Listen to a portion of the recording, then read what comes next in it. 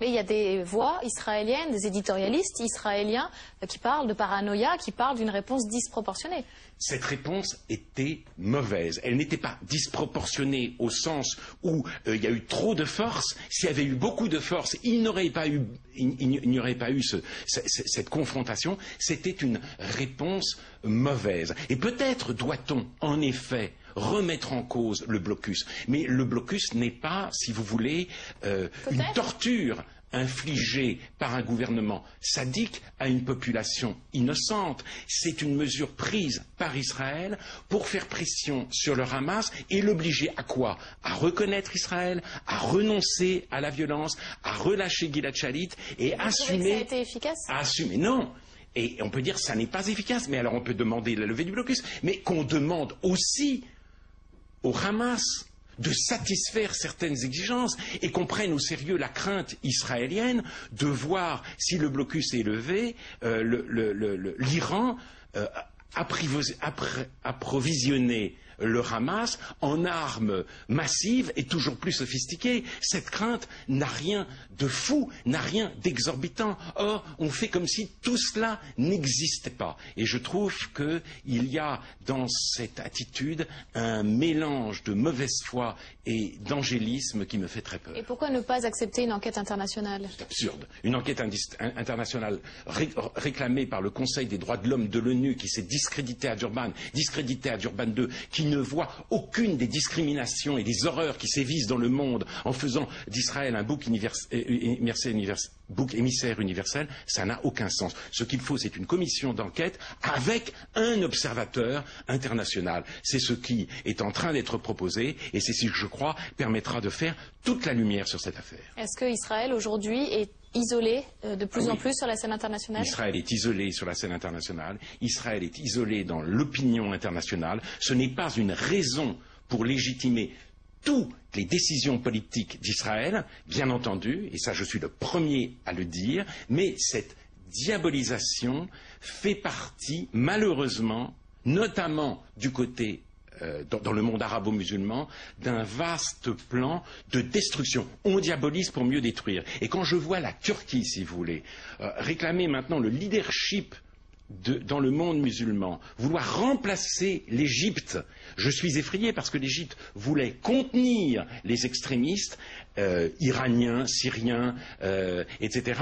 La Turquie, c'est tout le contraire. La Turquie les flatte et décide de les rejoindre. Cette alliance devrait beaucoup inquiéter les Européens aujourd'hui. Turquie qui était l'allié d'Israël et qui aujourd'hui est brouillée avec Israël. Oui, et la Turquie où aujourd'hui, il faut le savoir, Mein Kampf est un best-seller.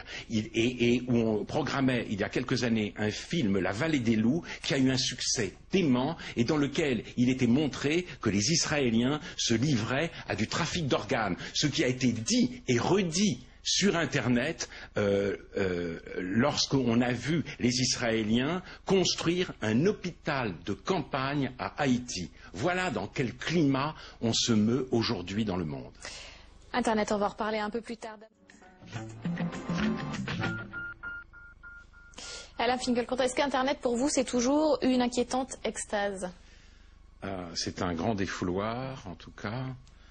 C'est une immense poubelle et dans les poubelles qui sont des espaces très accueillants, il peut y avoir des trésors, mais j'ai tendance, moi, à pointer les inconvénients parce que précisément tout le monde s'extasie devant ce magnifique objet qui nous permet de nous exprimer et de nous connecter bientôt à tous les livres. Mais à quoi bon se connecter à tous les livres si on perd du fait des écrans l'habitude de lire?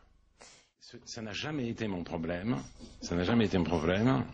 J'ai été piégé dans le cadre de cet entretien et j'ai subi moi-même un certain nombre de procès. J'ai vécu une campagne extrêmement pénible. Ce n'est pas mon problème. Donc l'origine des joueurs, c'est l'origine des joueurs. Il y a en effet une spécificité française. Ça ne se retrouve pas à la même échelle dans les autres pays européens. Disons, c'est comme ça. Mais si les joueurs ne représentent pas bien la France, si la France ne se sent pas représentée, si quelque chose est cassé dans la liturgie de l'identification qu'est le football, c'est pour les raisons qu'énonce non pas Marine Le Pen, mais précisément Yannick Noah. Mais je le répète, je souhaite le mieux à cette équipe et j'ai envie qu'il retrouve un peu de joie de jouer.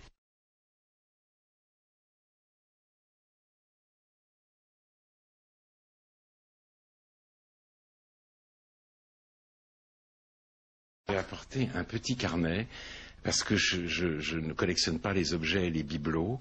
J'aime les carnets, moi qui ne suis pas adepte des écrans, et j'y note non pas mes pensées, mais les pensées des autres. Alors je l'ouvre à n'importe quelle page, pas tout à fait n'importe laquelle, et je lis par exemple ceci. La civilisation existe précisément pour qu'il n'y ait pas de masse, mais des hommes assez conscients pour ne jamais constituer des masses, même s'ils sont entre eux rassemblés.